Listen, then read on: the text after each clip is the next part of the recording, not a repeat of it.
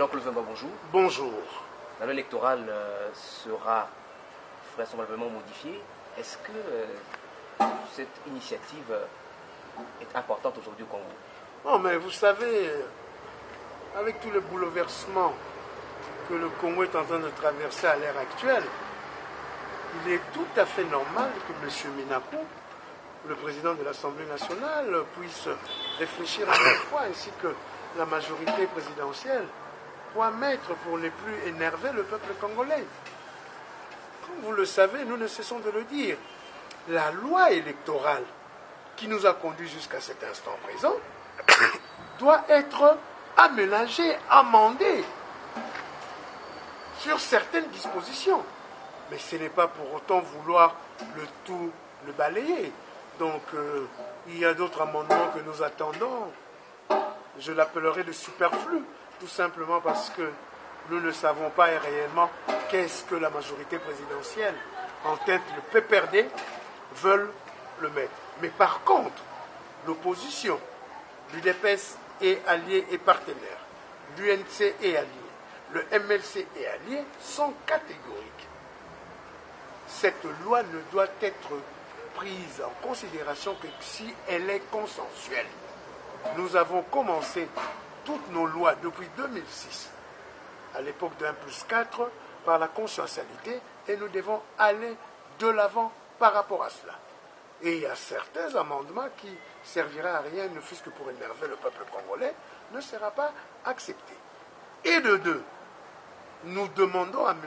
Malou Malou, ainsi qu'à toute la classe politique congolaise, que les fichiers électoraux soient nettoyés, parce que c'est trop infect. Ngoï Moulunda, alors président de la CENI, nous le disait nuit et jour. Il vient de trouver le fichier électoral de M. Malou Malou. Maintenant, le même Malou Malou retrouve son fichier abominable pour nous l'amener aux élections. Il faudrait, que le fichier électoral puisse être vidé, larvé, et que nous recommençons avec les nouveaux enrôlements, et puis aussi ouvrir la brèche à tous les jeunes qui ont pu avoir 18 ans en 2012, 2013, 2014 et début 2015 avant les échéances, qui puissent aussi être électeurs et peut-être candidats. Et nous n'allons pas baisser les bras. Et nous n'accepterons jamais, tant qu'on ne prendra pas en compte la diaspora. Pour quelle raison? Tout simplement parce que nous devons savoir, à l'heure actuelle, il y a des millions de Congolaises et de Congolais qui sont à l'extérieur du Congo. Et c'est un apport très important financièrement. Vous savez, la Banque mondiale a pu déchiffrer plus de 3 milliards de dollars que la communauté congolaise de l'extérieur a envoyé au Congo. Cette masse d'argent qui est en train d'équilibrer pour que la guerre, la grande crise sociale ne puisse pas amener à des troubles sociaux dans ce pays. Donc nous devons nécessairement, ça ce sont des amendements que je dois mettre, je dois déposer, partout où il y a plus de 3500 Congolaises et Congolais, nous devons installer un bureau d'enrôlement et un bureau de vote à ces ambassades. Là où sont le moindre, il faudrait rassembler à travers un pôle, là où les Congolais et les Congolaises des pays différents peuvent se retrouver pour aller s'enrôler et pour voter, et même pour être candidats. Est-ce que c'est réaliste ce que vous dites? Parce qu'en en fait, il y a toujours un projet de budget, il n'y a pas assez d'argent pour organiser les élections au Congo. Vous voulez que l'expérience Laurent Désiré Kabila et la FDL ressurgissent aussi demain? Que quelqu'un d'autre qui n'a rien participé à son pays dise tout ce que vous avez fait, ça ne me concerne pas, ça ne me regarde pas? C'est pour cela que nous voulons privilégier cela. Pourquoi dans d'autres pays qui n'ont même pas les mannes financières telles que le Congo? Ce n'est pas une injure. Le Mali, ils font des votes de leurs compatriotes partout en Europe. Le Sénégal, le Maroc, la Tunisie. Donc à partir de ce moment-là, nous ne pouvons pas considérer les compatriotes congolais de la diaspora comme de seconde classe. Mais vous savez aussi qu'il y a ce problème de nationalité qui se pose, de double nationalité. Alors, si on organise des élections, ce seront ces Congolais qui ont... Toutes les Congolaises et les Congolais qui ont les passeports biométriques congolais doivent voter. Les Français attendront l'élection prochaine de Hollande. Les Belges attendront peut-être que Mandaïla soit candidate là-bas pour aller voter. Toutes les Congolaises et les Congolais qui ont leur passeport biométrique ont droit à se faire enrôler et à être et à voter et aussi à être candidat. On a l'impression que vous voulez tirer les choses en longueur en demandant le nettoyage du fichier électoral, en demandant qu'on puisse insérer d'autres catégories. Ça va prendre du temps et cela va pousser à un glissement que vous ne voulez pas. Ça, c'est le langage de M. Kabila et de sa majorité. Glissement. Le glissement par rapport à quoi? Le fichier électoral peut être nettoyé au bout d'une semaine et faire d'autres configurations. Où est le problème? L'enrôlement, on peut le démarrer à partir du 1er septembre. Tous ces kits-là sont toujours là où ils y trouvent. Chez moi, à Kassangoulou, les kits de 2011 sont toujours là. À moins certains kits qui étaient vers Bukavu, à Minova, à travers les frontières Est. Par exemple, vous parlez de cette question de nationalité pour certains candidats à la présidentielle, candidats de père et de mère. Je suis un législateur, j'attendrai la loi et je me prononcerai. Mais dans ce terrain-là, il faut faire attention. D'où Jean-Claude Vouemba formulera un amendement que s'il y a plus de 5000 pétitions, signatures de pétitions, il faudrait maintenant que les techniques modernes puissent confirmer les candidats qu'on mettra en doute. C'est bien bon, mais maintenant il y a les matériels techniques qui peuvent dire qui est qui. Vous investissez fortement dans cette opération. C'est pourquoi? Parce que vous aviez annoncé votre candidature à la présidentielle de 2016. Je suis candidat président de la République en 2016 en une seule condition, que le président élu Etienne Tshisekedi ne soit pas candidat. C'est la seule condition. En ce qui concerne le reste, Jean-Claude Vouemba avisera.